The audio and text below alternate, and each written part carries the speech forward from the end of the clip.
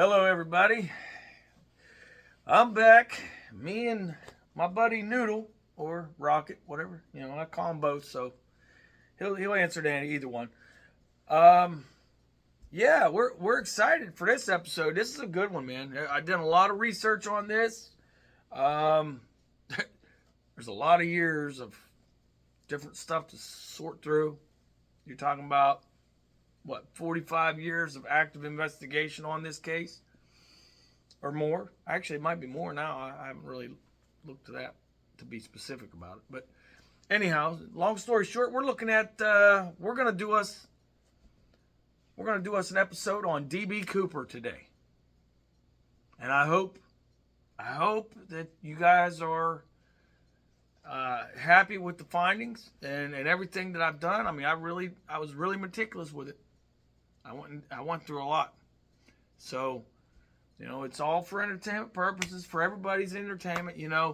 Let's decipher this. Let's figure it out. Let's see what we can come to a conclusion. What do we think? Comment, like, subscribe. Do what you have to do. If you have comments on, even if it's a different episode, what you want to see, what you'd like to hear about, what you'd like to see me research about. Feel free. I mean, that's what this is about.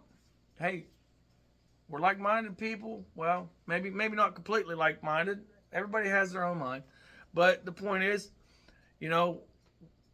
this community that I want to try and establish here on this channel is going to be, we're all going to try and be open-minded. We may not have the same point of views or whatever, but at least try to be open-minded. That's all I ask. Hey, let's be open-minded. Because we can't. There's a lot of things we don't know. Absolutely not. Tell him, Noodle. Tell him, buddy. Be open-minded, right? That's right. That's my man. That's my boy right there. He's my dude right there. But yeah, everybody just think about it. Stay open-minded. I'll be right back. I think I might have to put him back up. All right, everybody, I'm back. I had to put my co-host up. Anyhow, DB Cooper. Now, I don't know if any of you understand or if you even know anything about this certain case or not. Now, DB Cooper was a man that went on an airline and hijacked the airline. He got away. He had a ransom amount. It's more intricate than that, but this is the gist of it. Okay. He hijacked an airline. He got a bunch of money. And he hasn't been seen. He's vanished. Gone. And we're going to go through the theories, the stipulations. We're going to go through all the different clues and the this and the that, everything that could have happened here. Okay? I was pretty meticulous on this one. So, because this story itself, it intrigued me. I got to say, for years. It's quite interesting how the whole scenario played out and how it was executed, how everything could have happened. So, without further ado, let's talk about DB Cooper. All right, I'm going to start it off here. I got a lot.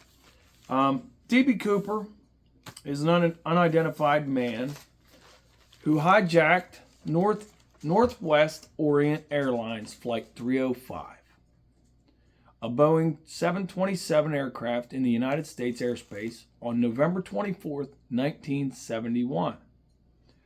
During the flight from Portland, Oregon to Seattle, Washington, he told the flight attendant he was armed with a bomb. He demanded $200,000 in ransom money, equivalent to about $1.4 million today, and requested 4 parachutes upon landing in Seattle. After releasing the passengers in Seattle, the hijacker instructed the flight crew to refuel the aircraft and begin a second flight to Mexico City, with a refueling stop in Reno, Nevada. About 30 minutes after taking off from Seattle, he opened the aft door, deployed the staircase, and parachuted into the night over southwestern Washington. He has never been found or conclusively identified. Other names, Dan Cooper. Also, other names that he had is Dan Cooper. Also, there were 43 occupants on board. There were 37 passengers and 6 crew members. Everyone was accounted for except D.B. Cooper. In 1980, a small portion of the ransom money was found along the banks of the Columbia River. The discovery of the money renewed public interest in the mystery, but yielded no additional information about the man's identity or fate. And the remaining money was never recovered. The hijacker identified himself as Dan Cooper, but a reporter confused his name with another suspect, and the man subsequently became known as D.B. Cooper. Okay, for 45 years after the incident, the FBI maintained an active investigation and built an extensive case file, but ultimately did not reach a definitive conclusion. The crime remains the only unsolved case of air piracy in the history of commercial aviation. The FBI speculates Cooper did not survive the jump for several reasons. Number 1, inclement weather during that day. 2, his lack of proper knowledge of his landing area. I jumped up. His lack of proper skydiving equipment.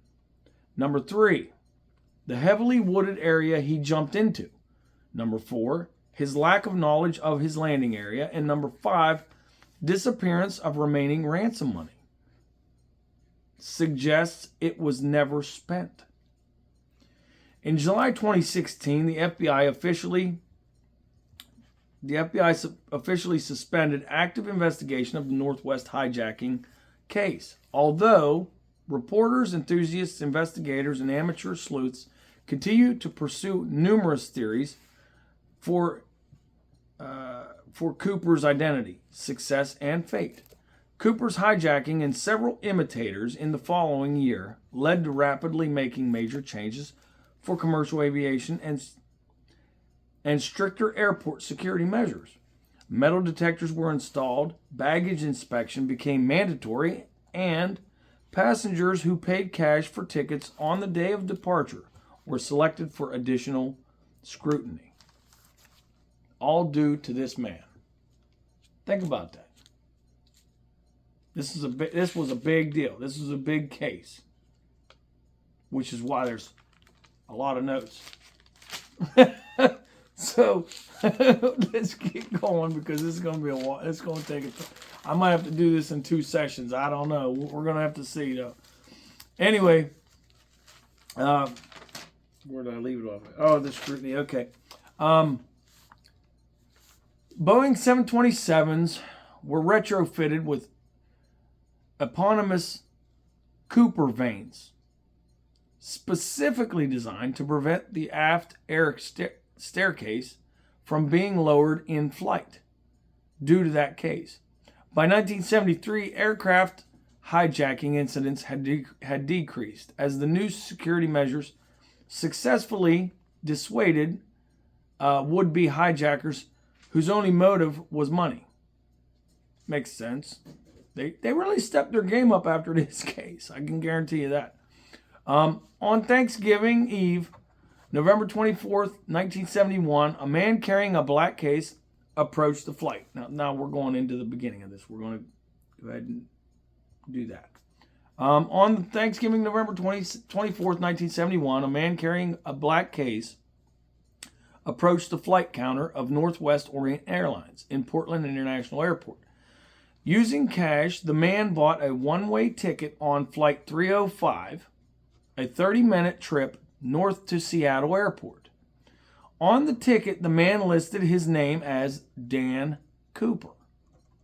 Eyewitnesses described him as a white male in his mid-40s with dark hair and brown eyes, wearing a black or brown business suit, a white shirt, a black tie, a black raincoat, and brown shoes, carrying a briefcase and a brown paper bag. Cooper boarded Flight 305, a Boeing 727-100 FAA registration N467US just to be precise. Told you I was thorough.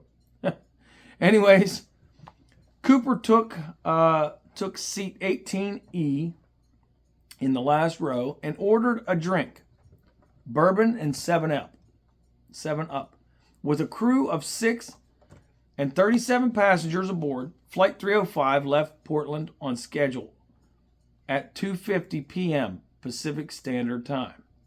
Shortly after takeoff, Cooper handed a note to flight attendant Florence Schaffner, sitting in the jump seat directly behind him. Assuming the note was a lonely businessman's phone number, she dropped the note unopened in her purse. Cooper then leaned toward her and whispered, "Miss, you better look at that note. I have a bomb." Schaffner opened the note.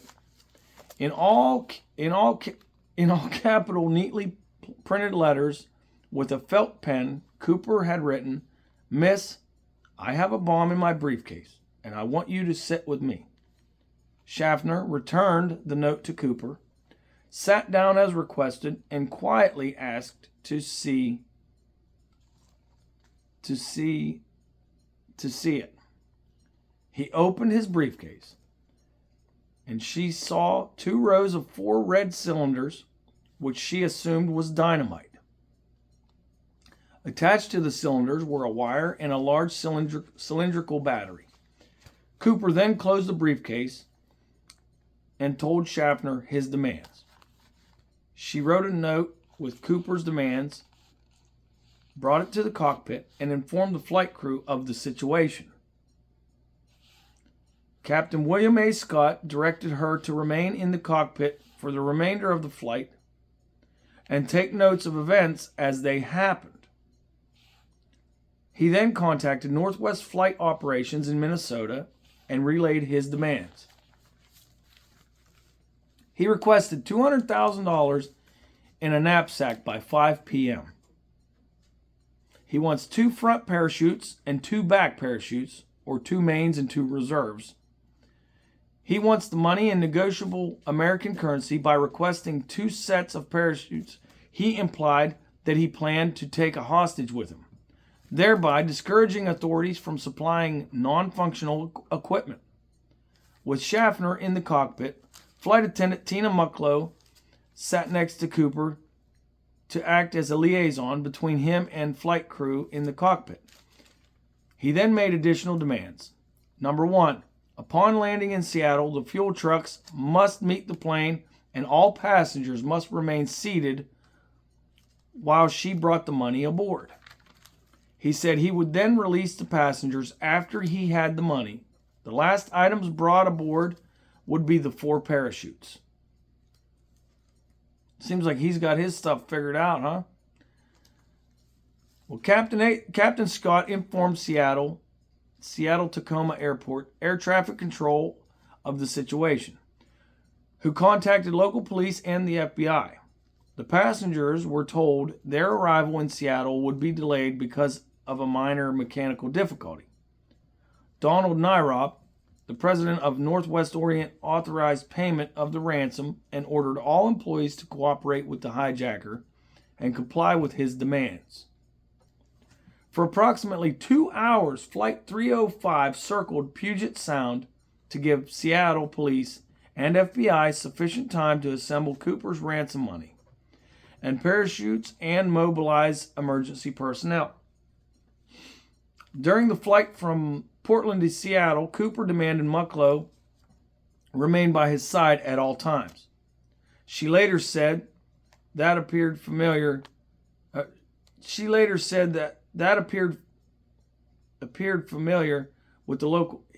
he appeared familiar with the local terrain. Sorry about that. While looking out the window, he remarked, "Looks like Tacoma down there," as the aircraft flew above it. He also correctly noted McChord Air Force Base was only a 20-minute drive from Seattle-Tacoma Airport. She later described his demeanor. He was not nervous. He's relaxed. He seemed rather nice, and he was not cruel or nasty. While the plane circled Seattle, Mucklow talked to Cooper and asked why he picked Northwest Airlines to hijack.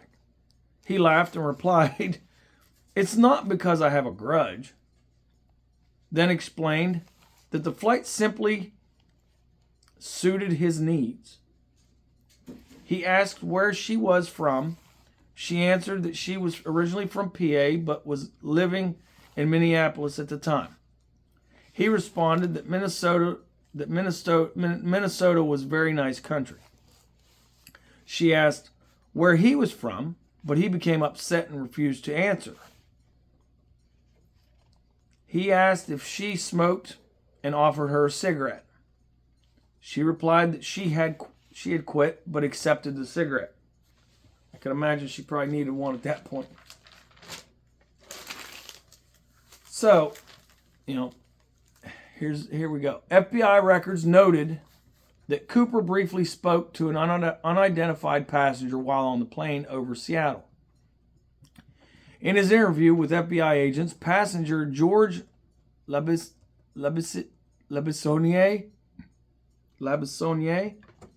said he visited the restroom directly behind Cooper on several occasions. After one visit, George... let me see here. Passenger wearing a cowboy hat. After one visit, George said the path to his seat was blocked by a passenger wearing a cowboy hat. Asking Miss Mucklow about the mechanical issue delaying them. George said Cooper was initially amused by the interaction, then became irritated and told the man to return to his seat, but the cowboy ignored Cooper and continued to question her. George claims he eventually persuaded him to return to his seat. Mucklow's version of the interaction is different from George's. She said a passenger approached her and asked for a sports magazine to read because he was bored. Sorry about that. She and the passenger moved to an area directly behind Cooper where the passenger and her looked for magazines. The passenger took a copy of The New Yorker and returned to his seat. When Mucklow returned to the seat with Cooper, he said, "If that is a Sky Marshal, I don't want any more of that."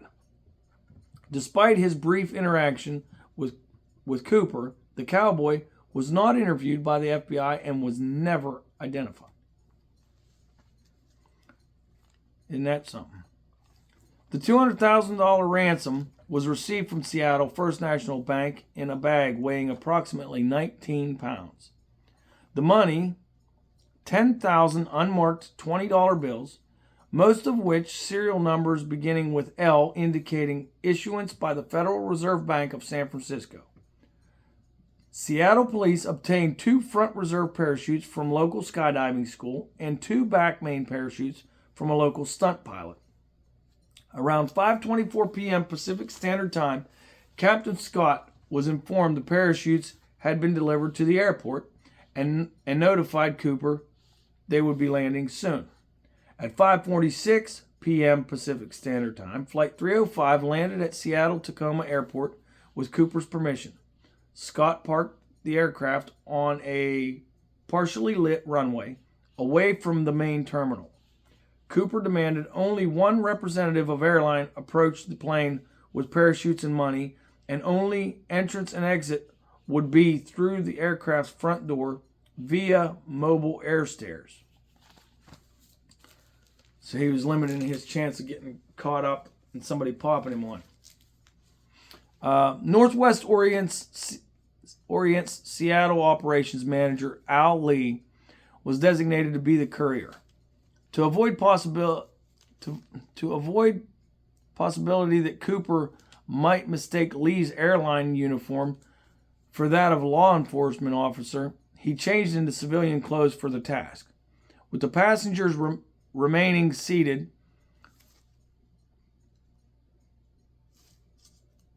and a ground crew attached the mobile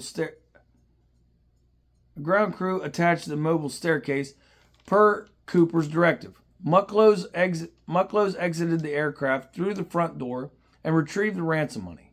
When she returned, she carried the money bag past the seated passengers to Cooper in the last row. And let's see here. Yeah, Cooper then agreed to release the passengers. As they debarked, Cooper inspected the money. In an attempt to break the tension, Mucklow jokingly asked Cooper if she could have some of the money. Cooper readily agreed and handed her a packet of bills. But she immediately returned the money and explained accepting gratitudes was against company policy. She said he had tried to tip her and the other two flight attendants earlier in the flight with money from his own pocket, but they had each declined due to policy because they weren't allowed to tip. With the passengers safely debarked, only Cooper and the 6 crew members remain on board. In accordance with Cooper's demand, Mucklow made 3 trips outside the aircraft to retrieve the parachutes, which she brought to him in the rear of the plane. While Mucklow brought aboard the parachutes, Schaffner asked Cooper if she could retrieve her purse, stored in a compartment behind his seat. Cooper agreed and told her, "I won't bite you." Flight attendant Alice Hancock then asked Cooper if flight attendants could leave, to which Cooper replied, whatever you girls would like.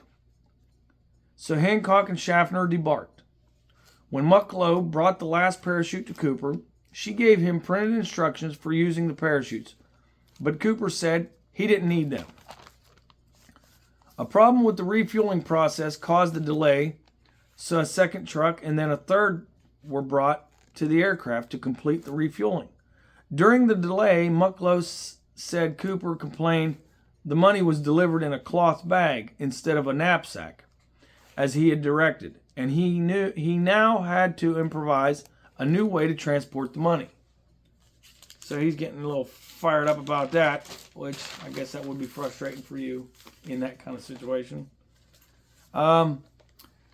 So using a pocket knife, Cooper cut the canopy from one of the reverse parachutes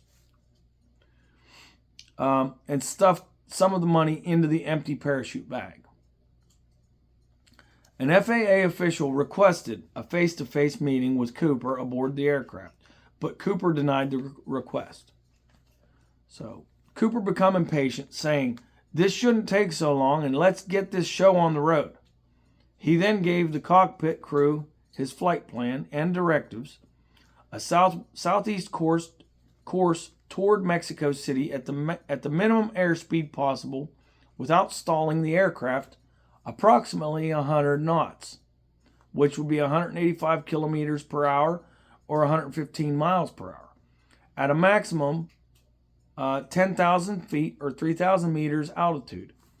Cooper also specified the landing gear must remain deployed. The wing flaps must be lowered 15 degrees, and the cabin must remain unpressurized. First Officer William J. Radizak informed Cooper that this configuration limited the aircraft's range to about 1,000 miles or 1,600 kilometers, so a second refueling would be necessary before entering Mexico. Cooper and the crew discussed options and agreed on Reno Tahoe International Airport as the refueling stop. Cooper further directed the aircraft take off with the rear exit door open and its air stair extended. Northwest's home office objected that this was unsafe. Cooper countered, saying, "It can be done. Do it," but did not argue the point and said he would lower the staircase once they were airborne. He demanded Mucklow remain aboard to assist the operation. Sorry about that. Around 7:40 p.m. Pacific Standard Time, Flight 305 took off with only Cooper, Mucklow, Captain Scott, First Officer Radizak, and Flight Engineer Harold E. Anderson aboard. Now, 2 F-106 fighters from McChord Air Force Base and a Lockheed T-33 trainer diverted from an unrelated Air National Guard mission and followed the 727. All three jets maintained S flight patterns to stay behind the slow-moving 727 and out of Cooper's view. After takeoff, Cooper told Mucklow to lower the aft stairs. She told him and the crew she feared being sucked out of the plane, which is a very valid fear. The flight crew suggested she come to the cockpit and retrieve an emergency rope with which she could tie herself to a seat. Cooper rejected the suggestion, stating he did not want her going up front or the flight crew coming back to the cabin. She continued to express her fear to him and asked him to cut some cord from one of the parachutes to create a safety line for her. He said he would lower the stairs himself, instructed her to go to the cockpit, close the curtain partition between coach and first class sections, and not return. Before she left, Mucklow begged Cooper, "Please, please, take the bomb with you." Cooper responded he would either disarm it or take it with him. As she walked to the cockpit and turned to close the curtain partition, she saw Cooper standing in the aisle, trying what appeared to be the money bag, tying what appeared to be the money bag around his waist. From takeoff to when Mucklow entered the cockpit, 4 to 5 minutes had elapsed. For the rest of the flight to Reno, Mucklow remained in the cockpit and was the last person to see the hijacker. Around 8 p.m. Pacific Standard Time, a cockpit warning light flashed, indicating the aft stairs had been deployed. The pilot used the cabin intercom to ask Cooper if he needed assistance, but Cooper's last message was a one-word reply: no. The crew's ears popped from the drop in cabin air pressure from the stairs being opened. At approximately 8:13 p.m., the aircraft's tail section suddenly pitched upward, forcing the pilots to trim and return the aircraft to level flight. In his interview with FBI co-pilot Bill Radizak, said the sudden upward pitch occurred while the flight was near the suburbs north of Portland. With the cabin door open and the staircase deployed, the flight crew remained in the cockpit, unsure if Cooper was still aboard. Mucklow used the cabin intercom to inform Cooper they were approaching Reno and he needed to raise the stairs so the plane could land safely. She repeated her request as the pilots made the final approach to land, but neither Mucklow nor the flight crew received a reply from him. At 11:02 p.m., with the aft stairs still deployed, Flight 305 landed at Reno Airport. Federal agents, state troopers, sheriff deputies, and Reno police established a perimeter around the aircraft, but fearing the hijacker and the bomb were still aboard. They did not approach the plane.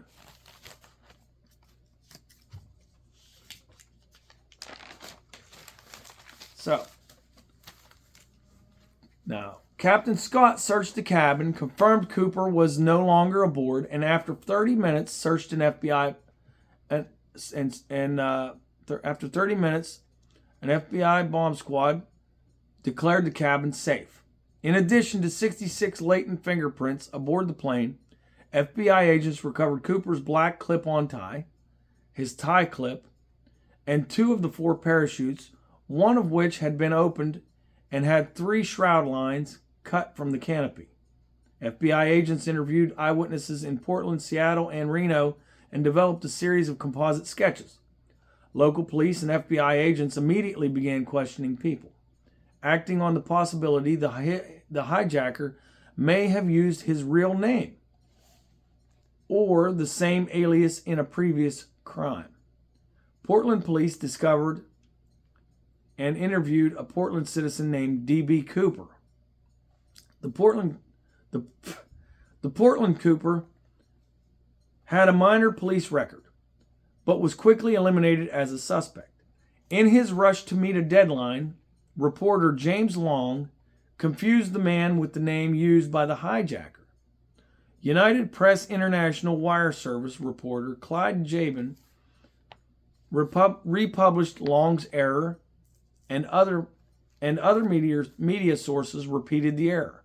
The hijacker's pseudonym became D.B. Cooper. Due to the number of variables and parameters, precisely defining the area to search was difficult. Okay, this is the search area. The jet's airspeed estimates varied. The environmental conditions along the flight path varied with the aircraft's location and altitude. And only Cooper knew how long he stayed in free fall before pulling his ripcord. The Air Force F-106 pilots neither saw anyone jumping from the airliner, nor did their radar detect a deployed parachute. Moreover, a black-clad individual jumping into the moonless night would be difficult to see, especially given the limited visibility or cloud cover and lack of ground lightning. The T-33 pilots did not make visual contact with the 727. But on December 6, 1971, FBI Director J. Edgar Hoover approved the use of an Air Force SR-71 Blackbird to retrace and photograph Flight 305's flight path and attempt to locate the items Cooper carried during his jump. The SR-71 made 5 flights to retrace Flight 305's route, but due to poor visibility, the photography attempts were unsuccessful. In an experimental recreation, flying the same aircraft used in the hijacking in the same flight configuration, FBI agents pushed a 200-pound sled out of the open air stair and were able to reproduce the upward motion of the tail section and brief change in cabin pressure, described by the flight crew at 8:13 p.m. Initial extrapolations placed Cooper's landing zone within an area on the southernmost outreach of Mount St. Helens, a few miles southeast of Ariel, Washington, near Lake Merwin, an artificial lake formed by Adam on the Lewis River. Search efforts focused on Clark and Cowlitz counties, encompassing the terrain immediately south and north of the Lewis River in southwest Washington. Federal agents and sheriff deputies searched large areas of the heavily wooded terrain on foot and by helicopter. Door-to-door searches of local farmhouses were also carried out. Other search parties ran patrol boats along Lake Merwin and Yale Lake, the reservoir immediately to its east. Neither Cooper nor any of the equipment he presumably carried was found. Using fixed-wing aircraft and helicopters from the Oregon Army National Guard, the FBI coordinated an aerial search along the entire flight path, known as Victor 23 in U.S. aviation terminology, but Vector 23 in most Cooper literature. From Seattle to Reno is where that's from. Although numerous broken treetops and several pieces of plastic and other objects resembling parachute canopies were sighted and investigated, nothing relevant to the hijacking was found. Shortly after the spring thaw in early 1972, teams of FBI agents, aided by some 200 soldiers from Fort Lewis, along with U.S. Air Force personnel, National Guardsmen, and civilian volunteers, conducted another thorough ground search of Clark and Cowlitz counties for 18 days in March, and then another 18 days in April. Electronic Explorations Company, a marine salvage firm, used a submarine to search the 200-foot depths of Lake Merwin. 2 local women stumbled upon a skeleton in an abandoned structure in Clark County. It was later identified as the remains of Barbara Ann Derry, a teenage girl who had been abducted and murdered several weeks before. This plot's thickening, ain't it? Anyways, just one second. Okay. Barbara Ann Derry, a teenage girl who had been abducted and murdered several weeks before. Now, this is crazy. This is just starting to unfold in some wild ways, isn't it? There's a lot of craziness in this. Ultimately, the extensive search and recovery operation uncovered no significant material evidence related to the hijacking. Okay? Based on early computer projections produced for the Federal Bureau, Cooper's drop zone was first estimated to be between Ariel Dam to the north and the town of Battleground, Washington, to the south. In March 1972, the Federal Bureau concluded their original calculations were incorrect. After a joint investigation with Northwest Orient Airlines and the Air Force determined Cooper probably jumped over the town La Center, Washington. In 2019, the Federal Bureau released a report indicating that about 3 hours after Cooper jumped, a burglary was reported at a small grocery store near Hyson, Washington, an unincorporated community located within the calculated drop zone that Northwest Airlines presented to the Federal Bureau. The burglar was noted by the FBI to have taken only survival items such as beef jerky and gloves. Could that be our guy? Could be. A month after the hijacking, the Federal Bureau distributed lists of the ransom serial numbers to financial institutions, casinos, racetracks, and other businesses that routinely conducted large cash transactions, and to law enforcement agencies around the world. Northwest Orient offered a reward of 15% of the recovered money to a maximum of $25,000. In early 1972, U.S. Attorney General John Mitchell released the serial numbers to the public. 2 men used counterfeit $20 bills printed with Cooper's serial numbers to swindle $30,000 from a Newsweek reporter named Carl Fleming in exchange for an interview with a man they falsely claimed was the hijacker. That's pretty brazen. Now it's getting crazy because you got nuts just jumping in the mix. In early 1973, with the ransom money still missing, the Oregon Journal republished the serial numbers and offered $1,000 to the first person to turn in a ransom bill to the newspaper or any Federal Bureau field office. In Seattle, the Post influencer made a similar offer with a $5,000 reward. The offers remained in effect until Thanksgiving of 1974, and though several near matches were reported, no genuine bills were found.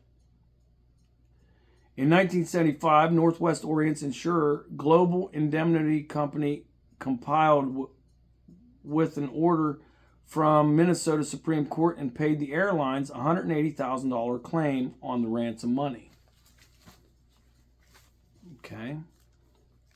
Later analysis indicated that the original landing zone estimate was inaccurate. Captain Scott, who was flying the aircraft manually because of Cooper's speed and altitude demands, later determined his flight path was farther east than initially thought. Additional data from a variety of sources, in particular Continental Airlines pilot Tom Bohan, who was flying 4 minutes behind Flight 305, indicated the wind direction factored into drop zone calculations had been wrong, possibly as much as 80 degrees. This and other supplemental data suggested the actual drop zone was southeast of the original estimate, in the drainage area of the Washougal River. Federal agent Ralph Himmelsbach wrote, "I have to confess, if I were going to look for Cooper, I would head for the Washougal." So that was his assumption as to where it would have been. The Washougal Valley and its surroundings have been searched repeatedly in subsequent years. To date, no discoveries traceable to the hijacking has been reported. Some investigators have speculated that the 1980 eruption of Mount St. Helens could have obliterated any remaining physical clues. That's pause for thought, isn't it? It's no wonder he never spent the money, if that's the case. All right. Don't want to hold us up too much. Let's continue on. On July 8th, 2016, the Federal Bureau announced active investigation of the Cooper case was suspended, citing the need to focus investigative resources and manpower on issues of higher and more urgent priority. Local field offices would continue to accept any legitimate physical evidence related to specifically to the parachutes or to the ransom money that may emerge in the future. The 66-volume case. That's how big this case is, people. Okay? Now understand, I feel like I didn't research enough on this. 66-volume case file. Think about that. That's an encyclopedia, a thesaurus set. You know, this is crazy. But it was compiled over the 45-year course of the investigation, and it would be preserved for historical purposes at the Federal Bureau headquarters in Washington, D.C., and on the Federal Bureau website. All of the evidence is open to the public, so you guys can research this to your heart's content. You know, you can, hey, if you just want to find, you find something wrong and you want to shame me for it, have at it. Trust me. There's a lot of information in here. And I'll be glad to accept that I was wrong or I did whatever. But the point is, we're all here to learn. This is my point, just to teach, to learn. You know, there's stuff I've learned just doing this story. I had no clue of half this stuff. You don't know until you find out. And I hope you guys are finding out. So, let's continue on. All of the evidence is open to the public. Like I said, the crime remains the only unsolved case of air piracy in commercial aviation history. And why is that? Because after this crime, all sorts of safeguards was implemented and put in place. Metal detectors, they had new shrouds they put under where the stairways were so people couldn't run the stairway down if they tried to hijack the plane after this. There's a lot of different things that they threw into it. But they acted quick, which was good. You know, I mean, people don't want to have to deal with that stuff. I mean, but we still go with craziness now, still to this day on airlines. I mean,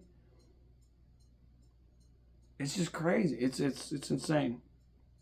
And it's very scary. It's very scary because you feel like you have no control when you're up in a plane thousands of miles up in the air. And something crazy like that would happen. It's hard to say how you'd feel unless you're in that situation yourself. Because at that point, it's the fight or flight response. It's survival instinct. What do you do? You know, but anyways, let's continue on. During their forensic search of the aircraft, federal agents found 4 major pieces of evidence. Okay, they found 4 major pieces of evidence, each with a direct physical link to Cooper: a black clip-on tie, a mother-of-pearl tie clip, a hair from Cooper's headrest, and 8 filter-tipped Raleigh cigarette butts from the armrest ashtray. The black clip-on tie was found to be sold exclusively at JCPenney stores, but was discontinued in 1968. Okay, so it's a few years old tie that he had on, evidently. By late 2007, the Federal Bureau built a partial DNA profile from samples found on Cooper's tie in 2001. However, the Federal Bureau also acknowledged no evidence linked Cooper to the source of the DNA sample. What? What? Hold on. Let me read this one more time. Let's all try to grasp this stuff, because I'm still trying to grasp it too. However, the Federal Bureau also acknowledged no evidence linked Cooper to the source of the DNA sample. Basically, they don't even know if that's his damn hair on the headrest. They don't know if that's his cigarette butts in the damn ashtray. I mean, you know what the airline lady said, and I'm sure she didn't lie if he was smoking. Obviously not. But how's it coming up inconclusive that they can't even connect him to the DNA profile? And they had a damn hair. A hair. Come on now. What? I'm sorry. I got to freak out a little bit on this, because this is just too much. This dude comes up in the plane, right? He's like freaking James Bond coming up in this joint. He's straight up legit, no fear whatsoever. Calm, cool, and collective, like you wouldn't believe, with his sunglasses on, his hat on, little whatever hat he had on, fedora hat, his briefcase, comes strutting up in there like the cock of the walk. You know what I mean? Straight up tells this lady on the airline, hey, you might want to check that note out. I got a bomb. Come on. like you're saying, hey, I got a glass of I got a can of Pepsi here. Come on now. What do you guys think? So far, what do you guys think about this? Is this man was he, there's different theories you could have. Was he hired to do some kind of a corporate espionage type deal? Was he there to try and damage the airlines? Was he there to just rob them because he needed money? I highly doubt it. Because first of all, this man seems like he's very smart, very intelligent. He's not stupid. And he knew taking that money, they're going to track that money. Which is why in 45 years of a case, the money has never been spent. It was never probably about the money. It was a statement he was making. This is my opinion. This was a statement this man made to prove to them that their security is absolute crap and that somebody could get through their guard and actually do this kind of crap.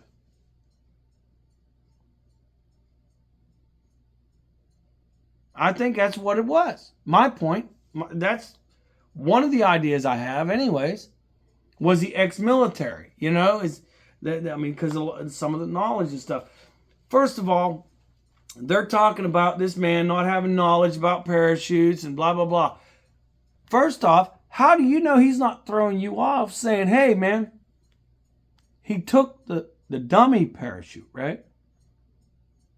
First off, how do you know he didn't take the dummy parachute, do something with the other, the internals and crap, and just use the other bag for more money?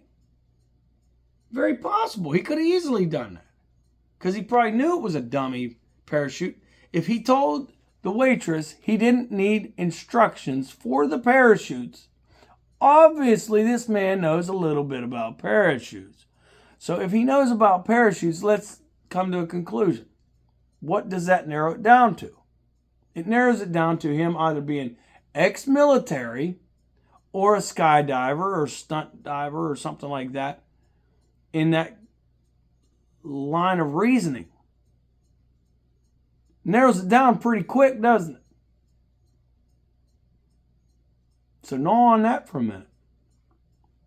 And then we'll continue on with the rest of this information I got. I'm sorry it's so fact-oriented, but I wanted to be precise for you guys. I'm not going to cut you guys short. I'm not going to do it. I mean, there was even more information. I just couldn't do all of it. I may have to do a second. We'll see if I'm going to do a second podcast on this one. I don't know, but we'll see. I'll see what else, other information that I dredge up and find out. But let's continue on, because this is getting long. It's almost getting close to an hour, and I still got a lot of notes. So let's read through this real quick, and then we'll go ahead and do a quick overview. Does it sound good? Crap. Okay. All right. It was said that,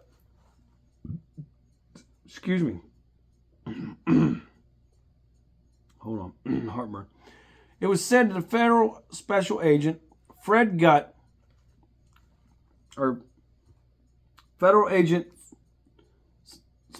Special Agent Fred Gutt said the tie had 2 small DNA samples and 1 large sample.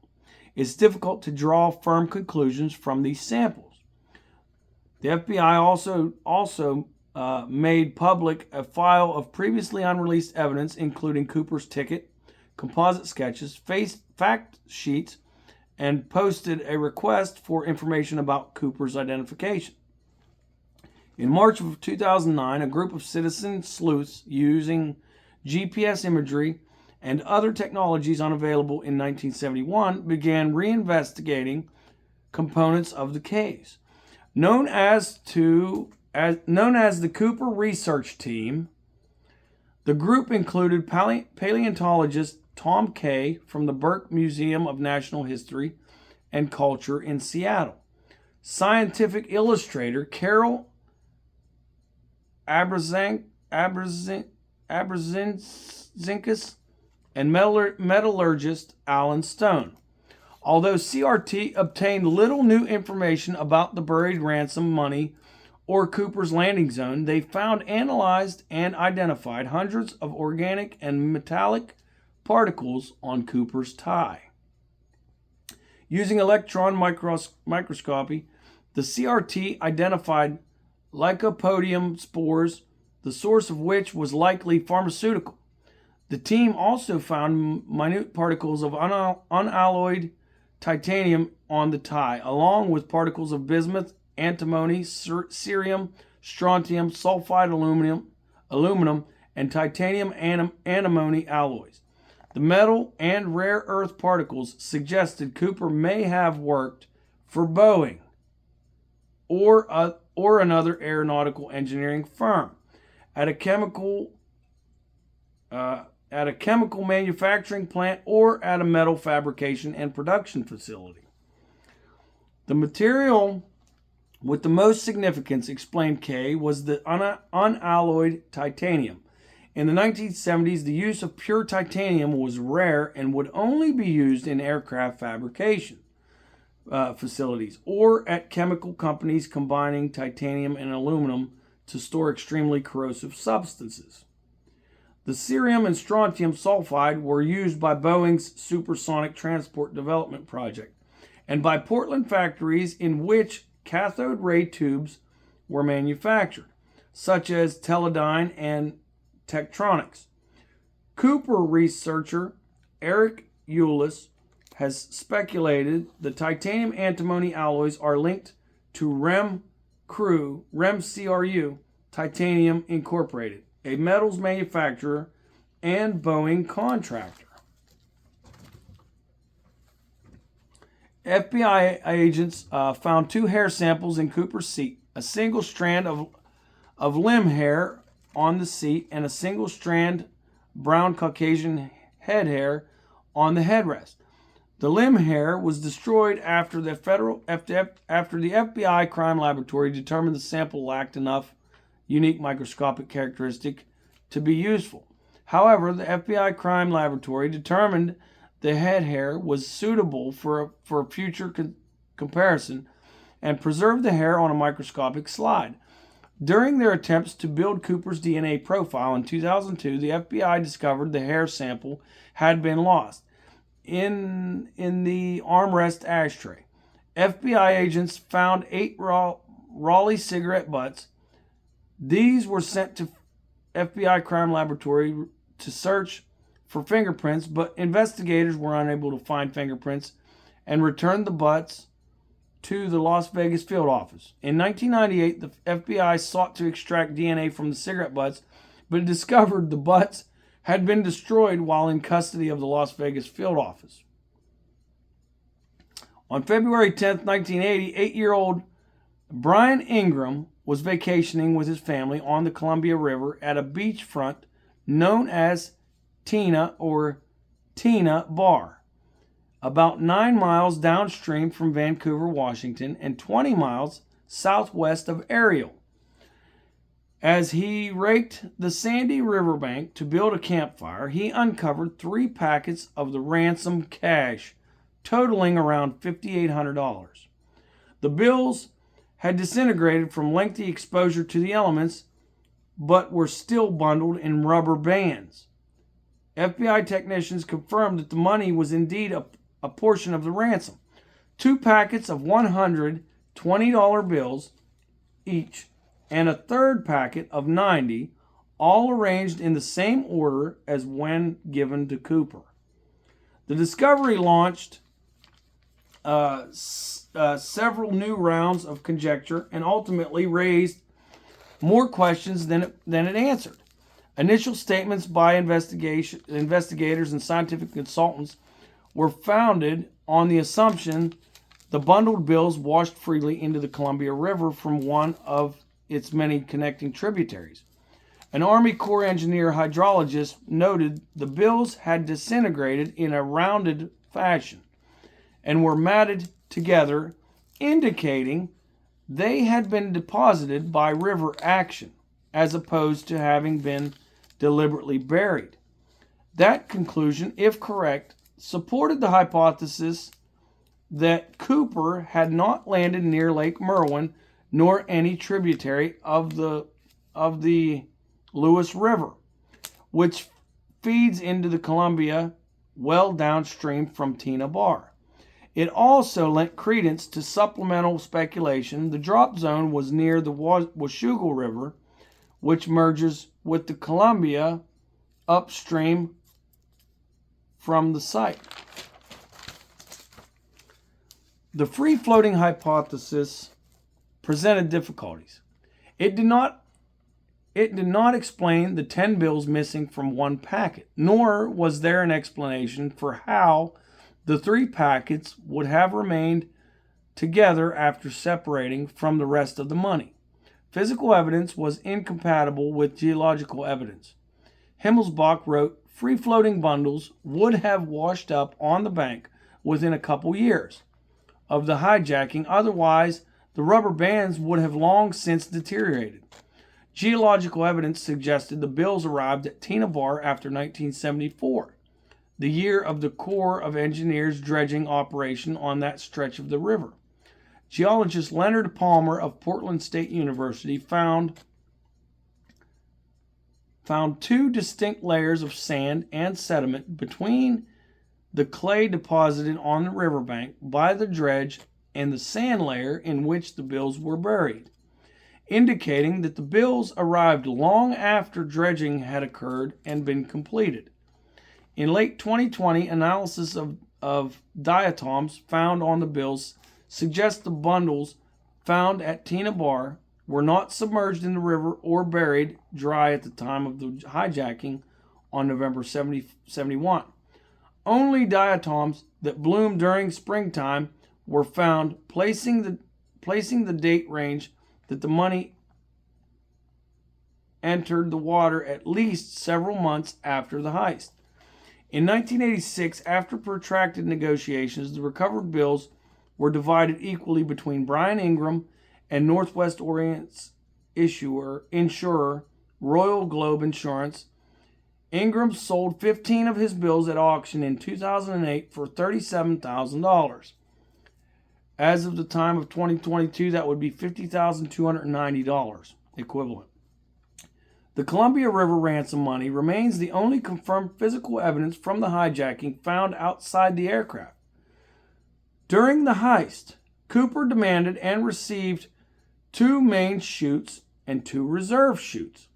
2 reserve chutes came from a local skydiving school, and the 2 main chutes were supplied by a local pilot, Norman Hayden. Earl Cosey, the parachute rigger, who packed all 4 parachutes brought to Cooper, described the 2 main chutes as emergency bailout chutes as opposed to sporting chutes that skydivers would use. Cosey further described the main chutes as being like military chutes because they were rigged to open immediately upon the ripcord. Being pulled, and were incapable of being steered. When the plane landed in Reno, FBI agent discovered two parachutes Cooper left behind. 1 reserve chute and 1 main chute. The reserve chute had been opened and the shroud lines had been cut out, but the main chute left behind was still intact. The unused chute was described by agents as a model NB6, Navy Backpack 6, and is on display at the Washington State Historical Society Museum. One of the 2 reserve chutes that Cooper was given was an unusable training chute intended to only be used for classroom demonstrations. According to Cosey, the reserve chute had a canopy inside of it that was sewn together so that skydiving students could get the feel of pulling a ripcord on a packed chute without the canopy actually deploying. Their non-functional reserve chute was not found in the aircraft when it landed in Reno, leading FBI to speculate that Cooper was not an experienced parachutist because someone with experience would have realized this reserve chute was a dummy chute. However, within days of the hijacking, it was revealed that neither of the parachute harnesses Cooper was given had the necessary D-rings required to attach reserve chutes. Although Cooper lacked the ability to attach this dummy chute to his main harness as a reserve parachute, it was not found in the plane. So what he did with it is unknown. Cosey speculated that Cooper removed the sewn together canopy and used the empty reserve container as an extra money bag, which that's what I'm leaning with as well. Tina Mucklow's testimony was in line with Cosey's speculations, stating that she recalled Cooper attempting to pack money inside a parachute container. In November of '78, a deer hunter found a 727's instruction placard for lowering the aft stairs. Okay? The placard was found near a logging road about 13 miles east of Castle Rock, Washington, north of Lake Merwin, but within Flight 305's basic flight path. Okay? With all of this craziness, it's a lot, man. Oh my God, my head's spinning. I'm sure you guys' head spinning too, huh? That's a lot of information. And I even cut it a little bit short. Okay? I'm not trying to cut you short of the information, but my God, this is a lot of research. You got to understand. Okay? And if you want a more in-depth look into this even further, you guys need to comment and let me know you want another episode of this. I'll make a part 2 of this. And we'll get deeper and deeper and deeper into it. I mean, this is probably one of the most profound and enigmatic cases of somebody doing anything like this on an airline. Ever. And the man was calm, cool, collective. It's like it didn't even faze this man. This dude was he might have been he's probably a cold-hearted killer.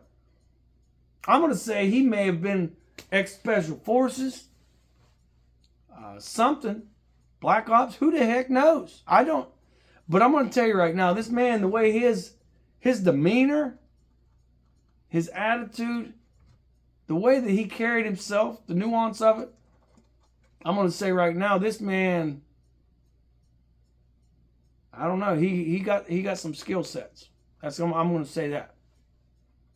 And for them thinking, and for them foolishly thinking this man is inexperienced with these parachutes, I'm going to be honest with you, shame on them. Shame on them. They're professionals, right? They're supposed to speculate any and all scenarios, period. In order to solve the case, you have to. You have to be objective. You have to think in every possible aspect. Why aren't they?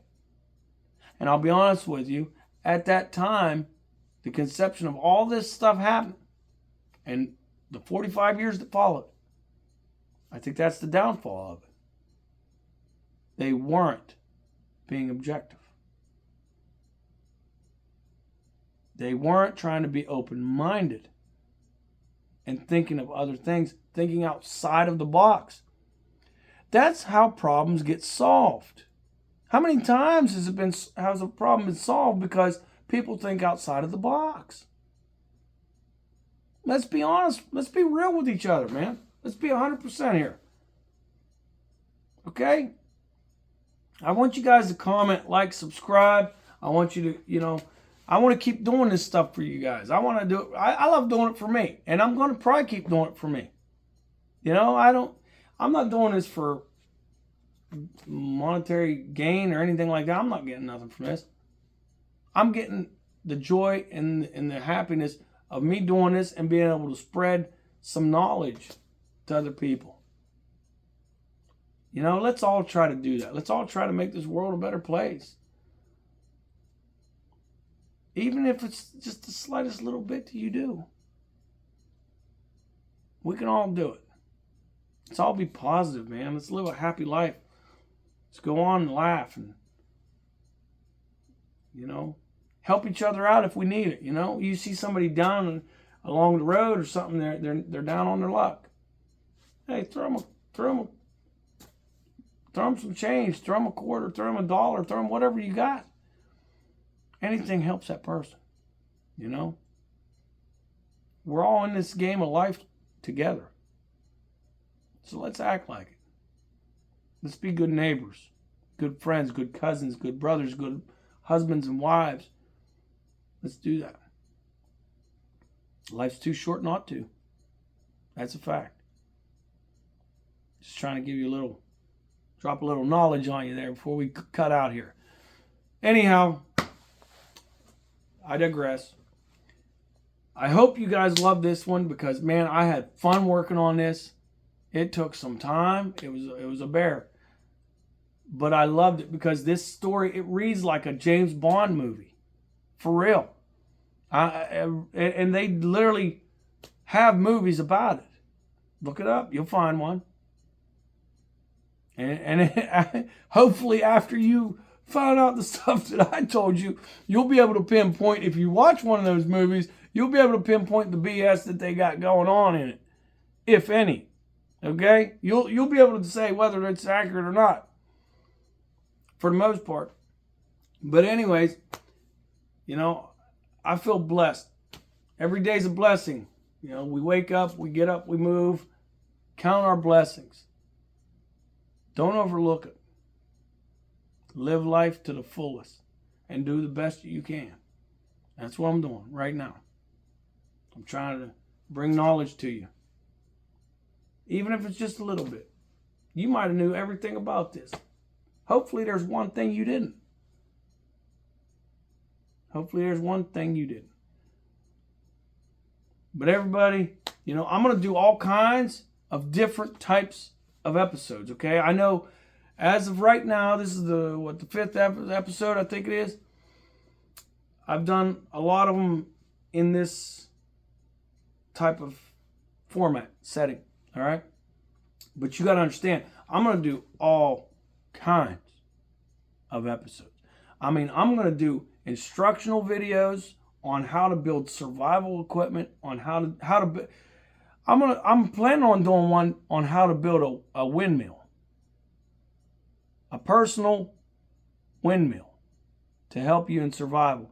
I'm gonna try and do some on how to build survival cabins, on how to build different things. We'll get into that down the road. Okay, this is still a little early, but as I said, I still have to have time to grow to get better at this. And I'm hoping you guys are gonna be the reason why I get better, because you're gonna encourage me, you're gonna push me, you're gonna tell me what you want to hear, what you want to see.